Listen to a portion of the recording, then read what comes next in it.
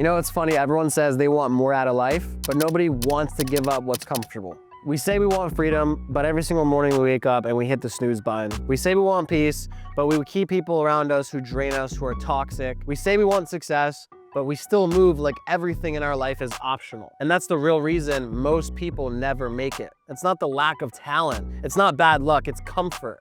The silent killer of every dream that was ever supposed to change your family's story. Many people don't understand this, but comfort actually feels good, even to me, until you realize it's costing you everything. Because comfort isn't actually peace, it's paralysis. It's the job that pays just enough to keep you to show up every single day. It's the relationship that doesn't fulfill you but keeps you from being alone. It's the mindset that whispers, hey bro, you're good, you're fine, when you know deep down inside you're not. And what makes it dangerous is how normal it actually feels. You don't even realize it because you're stuck.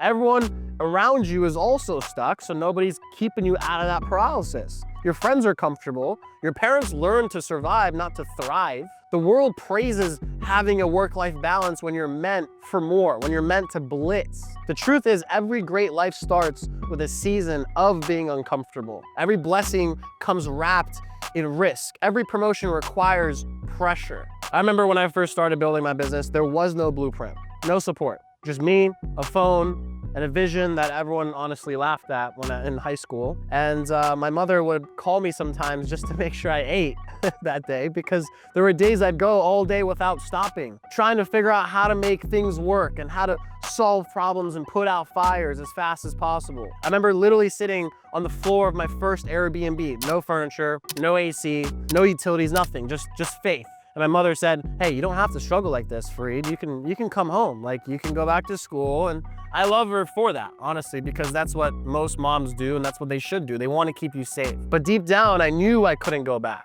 because safety was the same thing that kept everyone I grew up with stuck in that comfortable zone. And that was the first time I actually realized that comfort isn't love. Sometimes love has to let go. My mother's prayers literally kept me alive. But that was the pain that turned me into the man I am today. And there's something powerful that happens when you stop running from discomfort. You start to see life from a different lens, more differently, more clearly. You realize that the gym hurts because it's actually working. You're changing your body. You realize your loneliness is just a room for alignment. You realize business struggles and the money you're losing are the tuition you have to pay for freedom. And then you start to look around at the people who never left their comfort zone. They complain about their job, but they'll never start taking risks because they're afraid of starting something new. And they envy your life, but they never actually survive to get to your pressure because comfort trains people, it doesn't cope. They'll complain about their job because they'll never actually risk starting something new. And they envy your life, but they never survive your pressure because comfort trains people to cope, not to change. The craziest part even is they'll call you crazy for leaving your comfort zone until your results make them question their excuses. See, in business, comfort is where your dreams go to die quietly. It's when you stop innovating because things are good, they're fine, they're enough for you to pass through life and to just not care. And it's when you stop hiring help because you don't want to train someone new. It's when you settle for steady instead of scaling. But there's no real peace in that. Only regret, literally disguised as relief.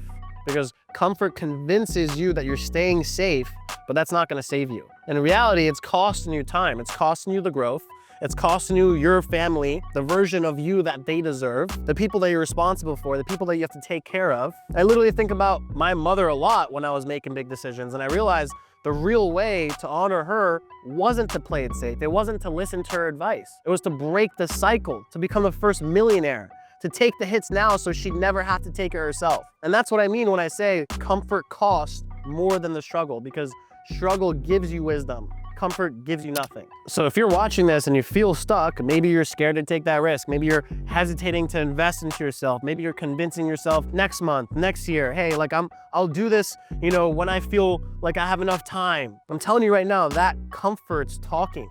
You're never gonna have time. The perfect time will never come to you, and it's lying to you. Because one day you'll wake up and you realize your comfort robbed you of your potential, of your calling. So here's my advice. Do the thing that makes you nervous, that makes you scared. Have the conversation you've been avoiding. Bet on yourself even when no one else will, because the version of you you're praying to become can't exist inside the same comfort zone you're hiding in. And one day, when you're sitting in a room with your mother and she looks at you with that quiet pride, you'll realize every single sacrifice to that point was actually worth it.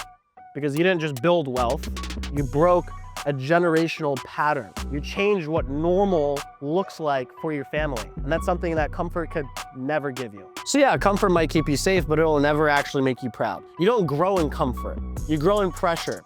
You grow in pain. You grow when you finally stop chasing what feels good and start chasing what's right, what you have to do. And God doesn't bless comfort, to be honest. He blesses courage. And the moment you choose courage over comfort, that's the moment your real life begins.